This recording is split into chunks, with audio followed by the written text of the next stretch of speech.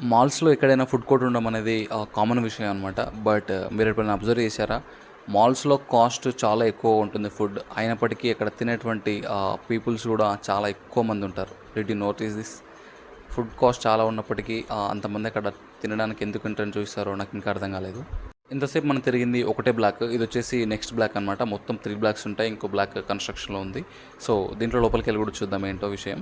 దీని ఎంట్రీనే అదిరిపోయేలా ఉంది. చెకింగ్ అని చెప్పేసి ఎక్కడెక్కడో చేతులేసేస్తున్నాడు. ఆ తర్వాత దీంట్లో ఉన్న రూఫ్ చాలా బాగుందనమాట. సో, ఈ బ్లాక్‌లో కొంచెం పబ్లిక్ తక్కువ ఉన్నారు. Don't know why. But interiors, building యామినేషన్స్ చాలా బాగున్నాయి. ఆ తర్వాత కొంచెం ముందుకెళ్తే బ్రాండ్స్ అనేవి ఇక్కడ చాలా కొత్త కొత్త బ్రాండ్స్ ఉన్నాయన్నమాట. సో, అన్నీ ఇంటర్నేషనల్ బ్రాండ్స్ అని చెప్పొచ్చు. So, mall is very beautiful, very expensive also. So, Chennai is biggest mall అంటే మరి ఇంకా మాత్రం ఉండాలి కదా. I like this mall actually. మళ్ళీ ఎగ్జిట్ అయ్యేటప్పుడు సేమ్ అక్కడ నుంచి ఎగ్జిట్ అయ్యాను.